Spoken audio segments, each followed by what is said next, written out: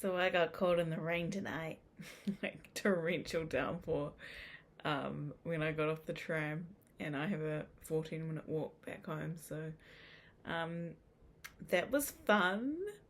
I came inside dripping, and I had to immediately go and well, it was weird because I had to, I was already sopping wet, and yet I immediately wanted to shower. It's like, am I not already? Did I not just shower for 10, 15 minutes on the way home?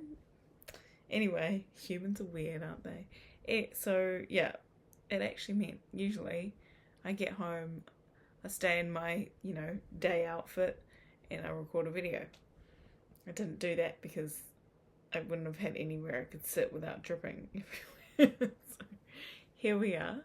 But you know what? Like, it was actually a kind of great moment in my day because, like, how often, like, I had to, because I knew it was torrentially downpouring when I was on the tram, and I was like, okay, I better put all my electronics away. So my phone was away, my headphones were away, and the water was just coming down so fast that, like, I just had to be in the moment, and then my sandals started irritating me and like threatening a blister. And I just thought, fuck it, I'm taking my shoes off. So I just carried my shoes home. It's pelting down with rain, and I just felt so alive. It's like, it's that viral clip of Drew Barrymore a few years ago when she runs out into the rain. She's like, never miss an opportunity to run into the rain, or something like that. It's so good. She's so right. She's actually right, and I usually am really good at avoiding it, or the rain's not quite as, like, next level as that. But also living in a climate, I assume that was in LA when did that. It's very much not much differentiation in the seasons over there, and that is the same for Queensland here where I live. So and being from New Zealand, that it's taken a bit of getting used to. So, like, I get excited when I get cold. I just realised I had the aircon on. I'm not supposed to have it on, so hopefully you could hear me because I filmed a video with that on before, and it was pretty much unusable audio. I still uploaded it. You can probably still go find it a couple months back. Anyway, hopefully we didn't lose all that. But yeah, so I'm hanging out in my pajamas today. But came on in here anyway, and it's good to have something different happen and have a bit of a life in you. Do something different, like, well, yeah, like being forced to put down my vices was kind of great. And I always mean to go swimming, but it just seems like so much admin to all the laundry that comes with it. And usually it's during the daytime, so you have to think about, like, sun protection and all that, and I'm really more of a shade bathing kind of gal, and that's not always available in the ocean. So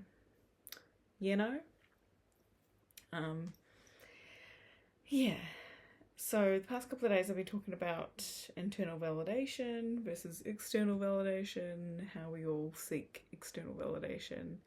And yeah, there will always be an aspect of us seeking external validation too. And that's okay. That's okay. And yesterday that's okay. And obviously, the more that we can find ways to cultivate internal validation for ourselves, and, like, in the ways that we actually have control over, the more we can actually take control of our lives and create from a place that's going to empower us and enliven us, and it's just gonna feel better. And it's still great when externally great things happen, like, to you, yeah? So, yay. Yeah, I touched on a point yesterday, and I used an example of if you're going to this or something better. So either that big goal, that big desire that you want happens, it's either that, or something better. And I used the Olympics as an example, and I was like, oh, maybe that doesn't quite work because there is no better than the Olympics. I was thinking to myself, in that spectrum, if you're thinking in that spectrum. But, this or something better doesn't necessarily need to be in the same spectrum. Like, it might be if you didn't go for and quote unquote fail at the Olympic goal that you have, for instance, of this imaginary person I'm talking about, then if they didn't fail at that, it wouldn't have built their character to meet, the person that was really important for them actually finding something they're even more passionate about, that then cultivates a life that they couldn't have dreamed of when they were just dreaming up this dream, this goal, So, like, it might not be direct how the better thing shows up, but just overall, if it's better, that's better, isn't it? So yeah, this or something better. And I love to hold faith with that. It's not always easy, but whenever I'm having a moment of really wanting something externally that's really specific, I try and really notice that and just say, well, if it was this or something better, does that help me take my grip off the reins of like needing this thing to be mine? But also, like, if something's yours, you should be able to let it go. If it leaves and never comes back to you, it was never yours. The old, if you love something, let it go. If it comes back to you, then it's really yours. But if it doesn't, then it was never. So yeah, fun cliche, but she right. So yeah, yeah. So it's kind of like finding ways to not stop gripping on the reins of like, must reach this goal that actually is not under my control, and it's actually kind of like giving yourself a sigh of relief. Just to be like, this thing not under my control. And these things that I personally can start doing to get to that, like to lay the groundwork for that happening and allowing the serendipity to come in or not for that particular thing. It might be in or not, but serendipity can then come in, and maybe it, then lead, well, in fact, I dare say it does then lead to something that's better. In whatever way, shape, or form it comes up in. And this really helps me in the moments where I'm just feeling like dark about something that I wanted that just ain't showing up. Helps me regroup when I feel empty about something that I was once excited about. And I'm sure that is a feeling that resonates with a lot of people. And if you are in a state where you feel empty about something you once were so excited for or passionate about, whether it's because something happened that completely showed you that thing wasn't what you thought it was, or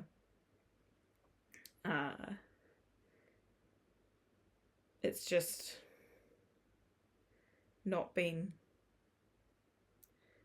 aligned for you to get that particular goal or desire of yours at this point in your life.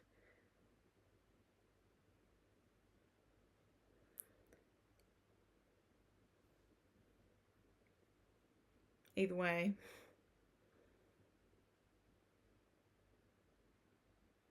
I don't want anyone to ever feel like there's no hope. If we get to hopelessness, that's a bloody scary place to be in. And it's crazy. Like,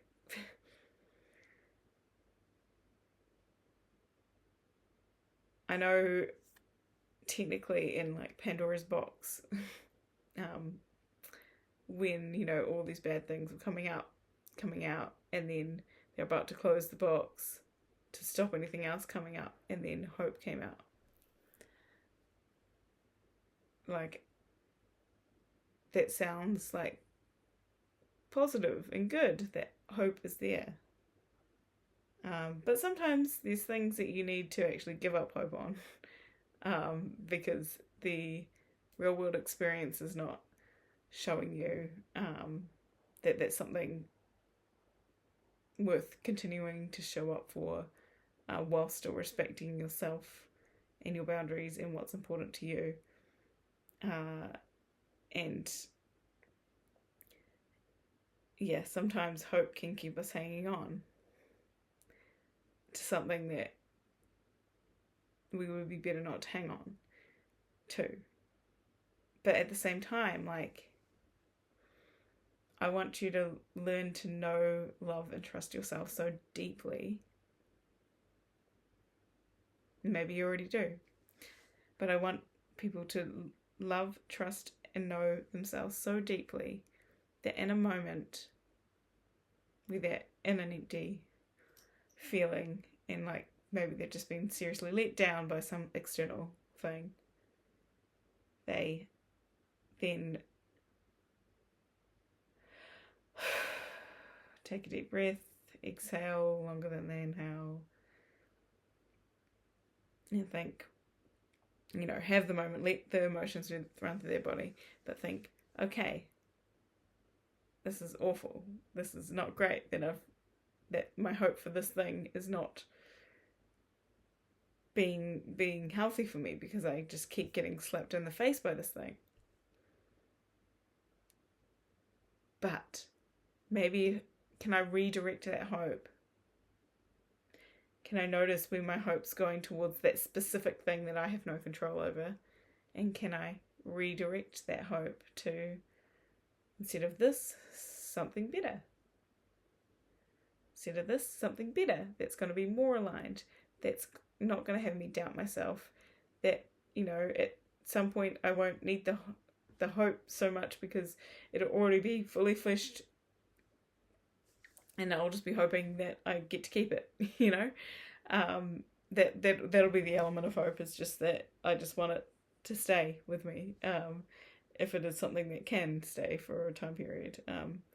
And yeah, I think there's so much beauty in hope, and I really think there's so much beauty in faith. And like, I need to be clear on this, like, I'm not religious at all, I never have been, and I sometimes find it icky talking about religion and faith. Like, honestly, like with religion, I believe in self-sovereignty. If every person feels like, each person feels resonant with any kind of religion and that's their truth, then like, yay for them. I'm stoked for them. Good for them. That's awesome. I just know my faith and my spiritual beliefs outside of religion are true for me. And I respect that they have their own beliefs and I have my own. And I prefer to share from a place of curiosity and hope that I'll be met with the same curiosity without... Where I have a problem is when I get preached to the point of like, I'm not actually asking for this, and this is actually a no for me, boundary wise. And anyway, I just side noted on religion a bit there, because the word faith is so tied up with religion, but it's not actually a word that is inherently religious. It's just having the faith that, you know, you can trust yourself, that you can... It's a faith that, you know, gravity will keep on keeping you on the ground whilst you're on this earth. Just faith, and think, like, what do you have faith in that you don't even question the faith? I mean, that's one of the, like gravity. I would hope you have pretty good faith in gravity. It's probably all subconscious at this point, unless you're about to jump off something tall, and then you might be like, oh, gravity might not work in my favor.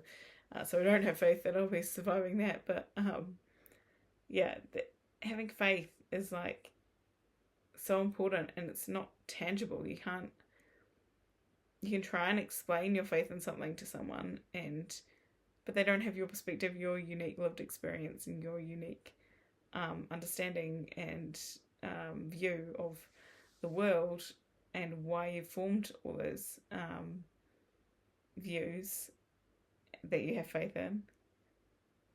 And that's okay, we all have our own perceptions, but like, that's me trusting my intuition and what's best for me, and holding faith that, like, if I'm not seeing what's best for me showing up in my reality, it's just like knowing that it's still possible. I just have to hold faith and keep showing up in small ways, if that's all I have capacity for, just to in big ways if I can, obviously, but yeah, just having faith that, like, even if I don't reach the measurable goals in my life that I'm going for, I still have faith that I'm putting good out into the world. And yeah, I feel like I went on so many tangents just then, but hopefully that makes sense. I am probably I think I'll leave it there tonight. But yeah, faith, so important. And I tend to watch my videos back at some point in the next 24 hours. So if I think I've missed something that doesn't make any sense, well, stay tuned for tomorrow and I will clarify. But yeah, I don't know, maybe I said something that actually made an impact on you and made you see something differently, in a way that you can hold faith better for yourself to find that something better if the goal is not showing up, the specific goal. Okay, love you. See you tomorrow. Bye.